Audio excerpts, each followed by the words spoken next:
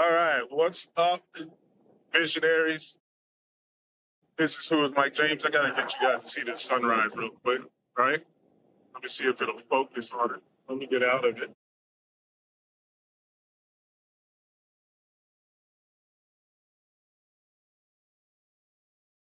So as you can see, like this is something that I normally wouldn't do, and especially this video is about like reconnecting more with yourself and getting out of these little devices and whatnot that may be robbing you of your own personal happiness, right? And so, about a little over a month ago, I had an arrhythmia, right? And a cardioversion performed on myself. And I got my follow up appointment coming. But over the past month, I learned so much about myself that I want to share this because, one, I put a lot of thought into my kids, my family, and then because I'm normally just a private person, even though you may think you see on social media, but when they say social media isn't real, I'm not going to give you the details of my real life because I don't like people who I don't know interjecting their opinion on my life in general. I also respect people who also vibe that way too. And then so it's like I don't want parenting advice from somebody who might be a shitty parent and they're sitting on their toilet and doom scrolling, right? So I don't share too much of my personal life. Also, I don't share some of this intimate information that I'm going to share because I was in this space where I used to think that people used it as a crutch. And then so there's a lot of things that I'm going to talk about how I'm almost a decade sober from alcohol.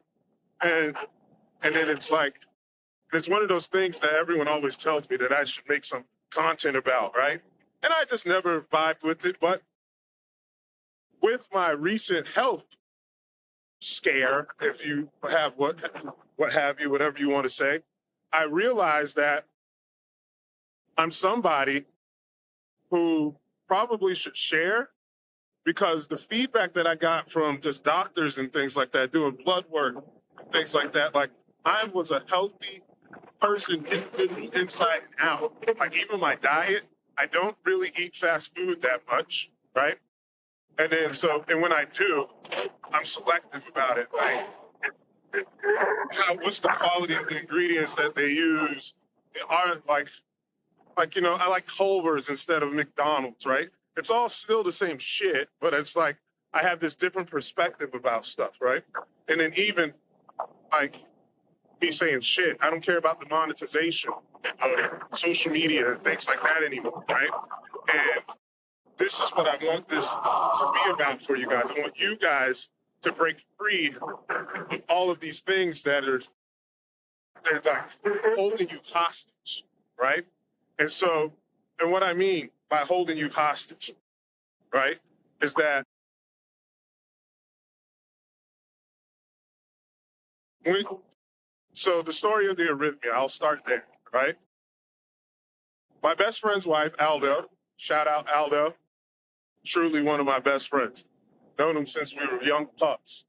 And his wife and my stepdaughter, she's going to be EMT. She wanted a stethoscope. So we were asking, my brother Aldo is a firefighter, a lieutenant, and his wife is an RN, right?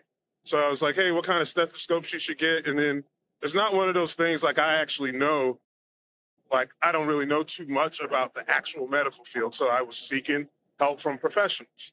And so anyhow, she sent me a picture, said, hey, I got this stethoscope. You can come get it. I was around their way, pull up, drop by and pick it up. And then sure enough, Rhea being the mama bear that she is, she was showing me how to use it.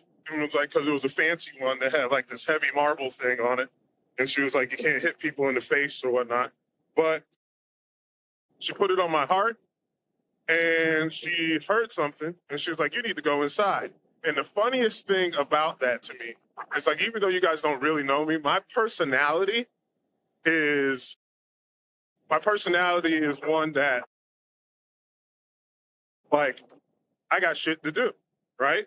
And everybody has that in them somewhat. Like, I got a bunch of shit I got to do. I got to hurry up before I have to get these kids to school and all this other stuff. I got work, all these other things I got to do.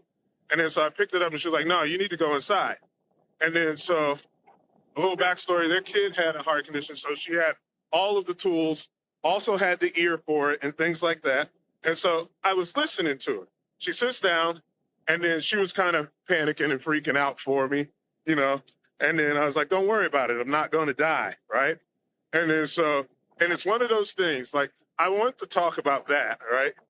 And it's my perspective, because this is about my mortality and then how I feel about, like, this, about how I feel about death, right? And my opinion about death is that we're not going anywhere until it's our time to leave. Even if you're a religious person, I can't control when the man wants to bring me home, right? I can't control that. The only thing I can do is live this beautiful life that I was given in this time and moment that I'm in. And that's what I want you guys to do. That's what I want my children to do. That's what I want your children to do, right? It's just to stop and smell the roses and enjoy life. Stop worrying about what could happen. Worry about what you didn't accomplish. And this doesn't mean this is not some hustle culture accomplishment. What I'm trying to tell you is you need to focus more on the details of the things that, like, when it comes to, like, focus on the details of your own life. Like me, I enjoy these walks, right? I've already been walking right now 40 minutes. This is post-cardioversion that I'm telling you about right now. And this is what I want you guys to understand. It's like, this is going to be a long video because I don't do this and I want to give some information to people that may help them, right? And so, anyhow, so back to Rhea takes me in, puts me up on this 6-lead EKG. It's like this little stick that you get from Best Buy. It's like $150, I don't know. And then the price is irrelevant. It's on your life. There is no price, right?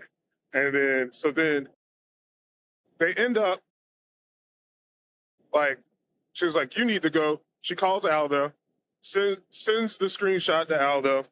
Aldo then tells me to go down to station 63. Shout out to those boys there. And they put me on a 12-lead EKG and found out that I actually had atrial flutter. And now when I say this stuff, I don't really know too much about it, but you should look into it, right? And what I'm going to share with you is they asked me if I had any symptoms, right? And then so when I think about, did I have any symptoms of atrial flutter, AFib, or all these heart conditions, right? And then so for things that I was saying that I don't share, I hardly knew my father growing up. I think I may have seen him once or twice in my entire lifetime, right? And then so, and that's not some woe is me or anything else like that. But the one thing I did know is that he died of a heart attack. And one of the things that's important, I don't know what type of relationship you guys have with your family, but it's important to understand your family history because that genetic sequencing and code is in you, right? And then so even if I can't stand my mom, she doesn't like me since I moved out, learn something from my perspective, and not that I didn't know anything, is that I wish that I actually had more information. And when I say that I wish that I had more information, is that that's why that's why I'm sharing with you my relationship with my father, is that I didn't know. Like, I was raised by my aunt and uncle. Shout out to Ronald Smith and R.I.P. Cynthia. And then so I'm sharing this because I didn't know my family history. So when you go to the doctor, they always ask, has anyone in your family had this, this, this, and this?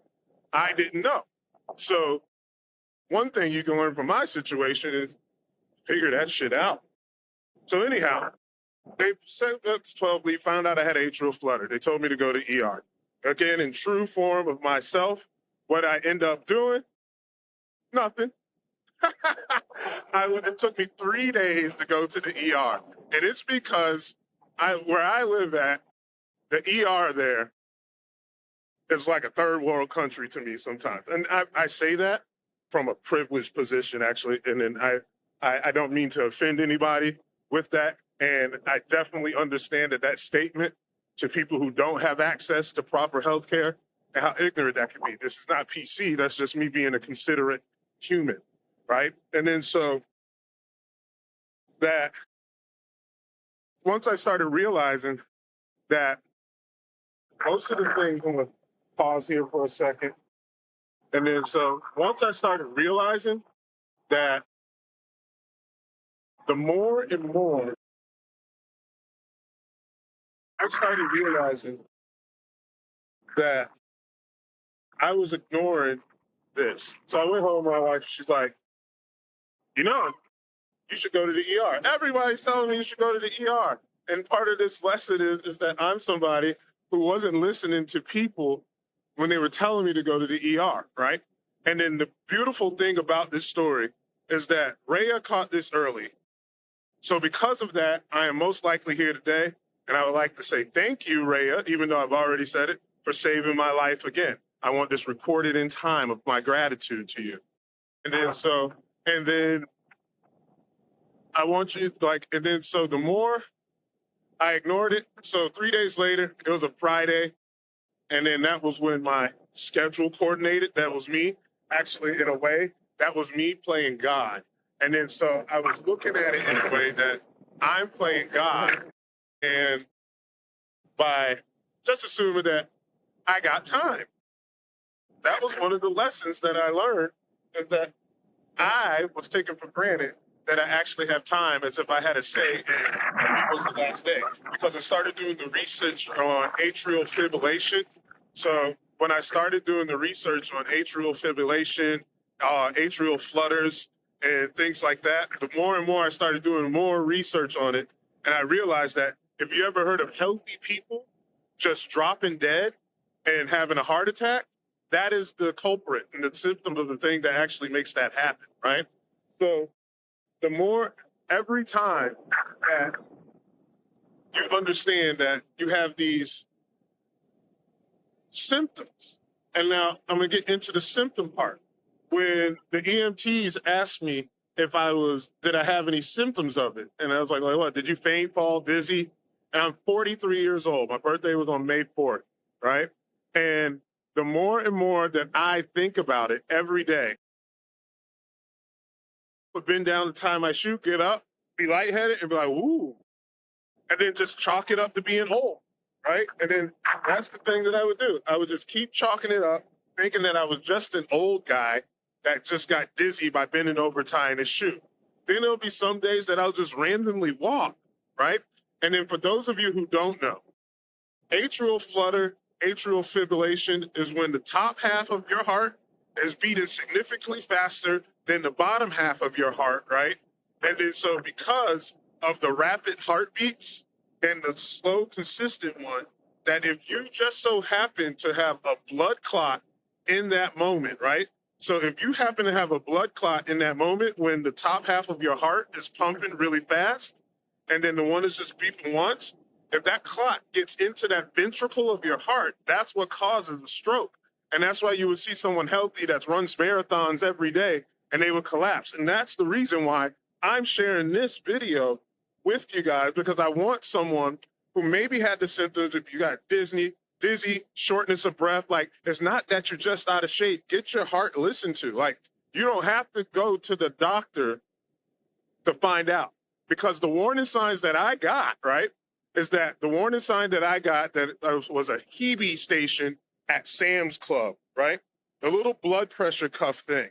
It was like, dude, your pulse is high for resting and your blood pressure is high, right?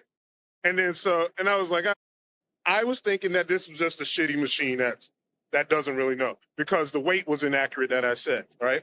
It was calling me obese. I'm 6'6". I'm 6'6", 275 pounds, right? Massive guy. Like, and then I know there's bigger guys out there, but that's a big human, you know? And then so the more and more I started realizing that I am somebody who needs to go to the ER. So now I go to the ER, check in. They were like, yeah, you got atrial flutter. We're going to have to, what is it? The word that I didn't want to hear because I got shit to do. Admit you. We're going to have to admit you. So when they were admitting me, right, I realized that I was going to be there overnight. And then so I ended up being there for 3 days. I'll save you all that. And so they went and they did like a sonogram, well, what is it, an ultrasound on my lungs, ultrasound on my heart, and the CAT scan on my brain, right? And they did all this stuff just to see if I was a healthy person, right? And what I realized outside of all of that is that they put me on the IV, and I was in there texting everybody, canceling appointments and things like that with clients, and realized that I had to slow down a little bit. And now this is the section of the video that I want to talk about, slowing down. We live in a society that's fast paced. It's getting digital, right? And then when I say slow down, actually, let me tell you what I found out before I get into that. So I was someone who, because, as I was saying, I got shit to do. I have the hustler mentality. This is the part that I want to share with all my entrepreneur friends. And there's some people who's like, yeah, I don't do that shit. Good, you don't. I did, right? And I paid a consequence for it, right? But I was somebody who was consuming north of 600 milligrams a day in caffeine. I had piss poor sleep, right? I didn't even acknowledge my nervous system in general. And I think most people don't, right? Everyone, we live in a society because everybody thinks being cynical, and I always talk about this, how being cynical robs you of the truest form of happiness that there is, right? It's like sarcasm, right? Sarcasm is usually a sign of somebody being insecure. And some people think that they're okay with being insecure until they realize that thing that really makes them insecure, right? And what I mean by that is that, you know, when you need empathy, but you're someone who's sarcastic all the time, sometimes you don't know how to lean into asking help because you think your wit is what makes you strong. That's wrong. And you may disagree with that. And then there's so many people because it's that thing that people don't realize. It's like what I'm saying is that I was one of those people that you start to think that you got it all figured out. And I turned out fine. I turned out fine, people, right? How are you basing that? What is your benchmark of you turning out fine? Is it because you get on the internet every day and you argue with somebody about shit that you don't control? You're not in control of your emotions. Why do you care about something that you don't control? And it's not because you're this philanthropic person who wants to share and save the world, right? Why do you do those things? Why is it do you care so much about these things you cannot control, right? What is unhappy in you that you can't lean in to these things, right? And then so, all right, fancy version of it. But then anyhow, what I want you guys to know is that I started thinking about how is it I was going to get around not being a person who's cynical, right? And it's like I'm drinking 600 milligrams of coffee, right? Not even coffee, energy drinks, not just Monster. I used to lie to myself about Ghost is a little bit better. I watched this video on Instagram and Monster has cyanide in it, so why did I drink it? And I was like, then there was one point that I was so deprived of sleep, right, that I kept drinking. I was only operating off of pure caffeine. That's where the 600 milligrams came from. I wasn't even sure if that shit was working or not. And it wasn't. It wasn't working, actually. It was making me productive. The engine was running, but the engine, the nervous system, was not being taken care of properly, right? Once I realized that, I changed it. So I instantly cut off caffeine, boom, like that, right? And then I know, and everybody, when they found out you're going to cut off caffeine, and they were like, oh, you're going to have these headaches. But one of the things I learned when I was in that ER, getting that blood work, guess what? I found out that my diet, my activities, like walking, like I'm doing right now, recording this video, right? And not having headphones in, taking in the ocean and things like that, I found out that I am somebody who can somebody who can see that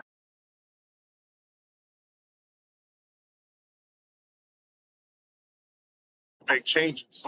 I so when it comes to that whole caffeine story, and then everybody talking about withdrawals, right? Is I didn't have the withdrawals. I didn't have headaches. The only withdrawal symptom that I had while I was doing that, right, is that I was my sleep. And then that was something that I ignored most of my, like, most of that time when you're out there being busy and you're being like the hustler, right? I used to think that my little 4 to 5 hour nights of sleeping was like a badge of honor, some prideful thing that I was doing. And it's really not. And it's like somebody might say, no shit, but it's like, oh, I think, man, I only get 4 to 5 sleep. It's like those people who are always like me bragging about 4 to 5 hours of sleep, right? Is the equivalent of those people who are miserable, right? And they don't get any good sleep at all, right? So they get no good sleep. They don't, because they don't get good sleep, right? This is really cool. So I checked my heart rate because this is the longest that I've walked since then. And I'm at 99 beats per minute, nice and mellow. Nice and mellow, zone one. And then, which is the walks that I'm supposed to be on, because I'm supposed to be able to walk and talk at the same time if my cardiovascular system is performing well, right? And so this is my metric. This is my testimony to it, right? So then, as I was saying, right, is that a lot of people don't realize how important your health is. Like, your health is the most important thing that you can do and use. And back onto the caffeine thing, right? Because there's a lot of stuff going on around me, which is why I'm losing my train of thought, and I apologize for that. So then a lot of people don't realize that doing that hustle culture, go, go, go, go, go, 600 milligrams of caffeine, the person who's doing the 600 milligrams of caffeine is no different than the person who's beating their chest about working 80 hours a week. And then I made a video about that, about financial literacy, and if you're drowning or not, and you don't know. And the reason why I'm making this video is that you're being a slave to the money. You don't realize that overworking yourself to afford a lifestyle that isn't poverty, right? Like, there's a difference between somebody who doesn't have the soft skills in order to not make more than minimum wage, right? And a person who's just, you're making 150K a year working 80 hours a week. And Gary Vee talks about that a lot. Like, he talks about how that there's people who left jobs making $200,000 and took a job making $40,000 and were happier, right? And this is part of that nervous system thing, right? And it's because you don't realize that that job that you're taking to make more money, the commute itself is killing you, right? The commute itself is killing you. Then, as you're making the commute, right, the traffic, getting angered, getting all riled up, right? You get all riled up, you get really angry, and then you get into these steps that you get outside of yourself, right? That you don't realize that you're just somebody who's always tense. You have tension, right? Or dis-ease, disease, right? And what is dis-ease? Why is it a disease? Because what you are effectively doing, right, is disrupting your autonomic nervous system. And now, I'm not a medical professional or anything like that. Don't take advice from some dude walking on the beach with the selfie stick, all right? And, you know, and I'm really proud of myself for an hour. Walked- I walked for an hour and it changed my mindset, right? So now, as I'm going with the 600 milligrams, I am somebody who has an addictive personality. It helps and it hurts. How does it help, right? Addictive. Everybody thinks addiction is just drugs and alcohol, but I had addiction with all of those things, right? As I was saying earlier, is that I have been sober for October of this year would be 8 years, almost a decade, not drinking any alcohol, right?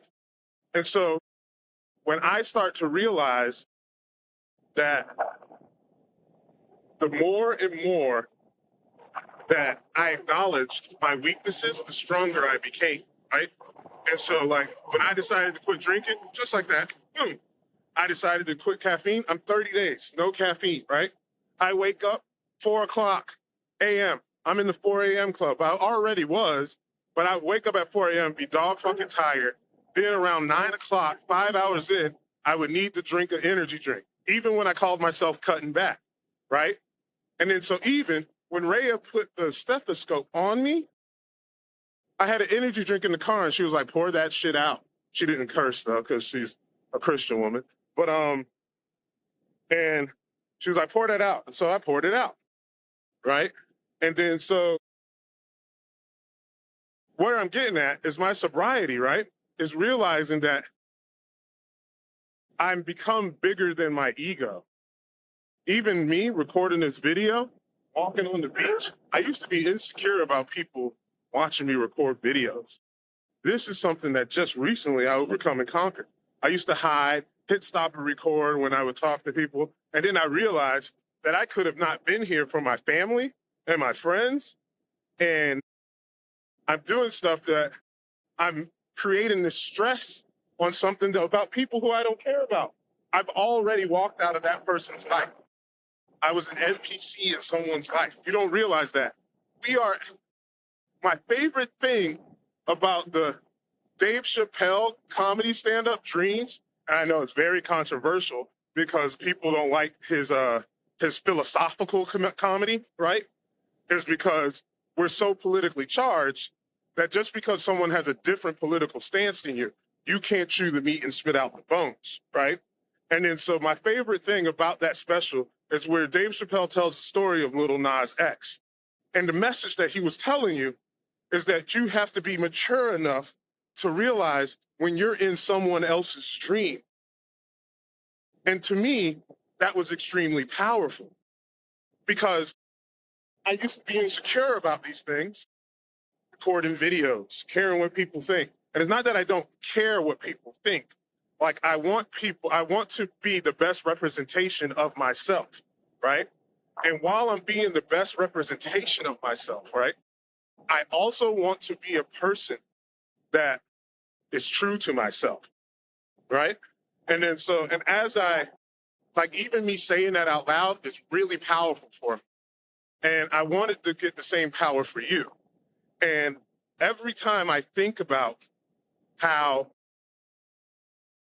I had this scare, and the part that was scary about it is that, oh, I got to quit the drinking. Oh, I got to quit the smoking the cigarettes. And every time I hear someone say that, right? And because I'm a courteous person, in my head, I think you're a weak individual. I just do. It's like, and then to save myself, the stress, I would never say anything, right? And then it's like, and you have to realize that I was telling someone about gatekeeping the other day. And I was like, do you know why most people gatekeep, right? Like there's some people I talk to and I'll tell them like, so let's say I made multiple, I don't like to say the real numbers. I made multiple seven figures investing in cryptocurrency. And I don't think most people will be able to do it. because all of the intangibles of what it took to do is the difference between what it takes to be a strong person, right? And I want the only reason why I'm making this video and I'm talking about this in general is that I hope that there's somebody who had the same revelation that your ego is the thing that is making your life so stressful, is that you have too much pride. And then there's like, nobody cares. Like anybody who walks by you, right? You're in and out of their life. And this is what I'm talking about, the Dave Chappelle. I'm an NPC, and that young woman who just walked by, right? And I say young woman, in her head, she might feel like she's getting older, right? People, I watch my own wife struggle with, even if, maybe I shouldn't say that, right? Because that's her own private story and she needs to share that herself when she's ready and she wants to. But anyhow, like, there's so many people out there that what they do not see is that you need to stop, smell the roses, and touch the grass, right? Because if you're not stopping to smell the roses, you're moving too fast. And if you're moving too fast, you need to slow down, right? And then the more and more that you sit here and you pride yourself, hold yourself accountable, right? And then when you hold yourself accountable, the thing that you need to know, right, is that now, what are you going to do about it? What is the thing that means the most to you? What is it that you want out of life? What are the things that you're trying to do? What are you trying to accomplish, right? Stop living for me. Stop living for the internet, right? Live for you. And the thing is that I had no idea. Like, I'm a healthy individual, right? I'm 30 days out of a cardioversion, and I'm walking, recording a video at the same time, and I'm not short of breath like I was before. And that's the thing that I'm trying to tell you. And then it's like, not only was it that I was short and out of breath, is that I was also somebody who was insecure about recording video, talking my truth, saying what it is that I wanted to say, right? And that's what I want you guys to focus on. That's what I want you guys to do. How's it going? And the more and more you realize that life is short, life is a game, and you got to play the game. And so I'm rounding up back to my location where I walked in at, and I'm gonna go get the kids and go fishing. And so I want to leave in closing, right? And I'm not looking for performance on this. I just want to put the video up there. Is that I want you to realize that, like Dave Chappelle said in his special, right? In his special, he was like, you have to be strong enough to realize when you're a part of someone else's dream, right? And then you get too big for your britches. I want you to think about how when you're with a special someone, right? When you're with that special someone, I'm coming down and finish this out in closing style. That when you're with that special person, when you start reading between the lines, you start doing the things that is truly intentional to yourself. The more and more you start understanding it, is the better your life becomes. If there's anything that I can tell you, have to slow down and pay attention to your health, your heart. Focus on your autonomic nervous system. Focus on your nervous system. Take deep breaths. Let's pause for a second.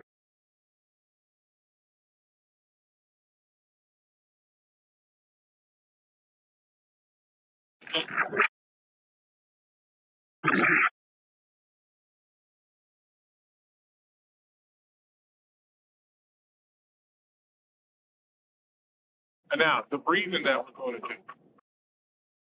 spots breathing. U.S. Navy SEALs do it if your ego needs something to make you feel strong, right? This isn't like some yogi thing, right? This is something where you just focus on your breath.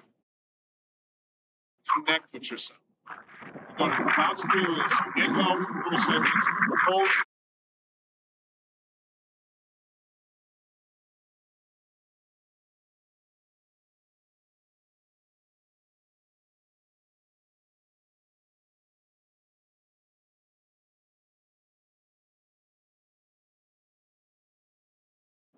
All right, so then we're going to pause and we're going to do that. Because you need to slow down.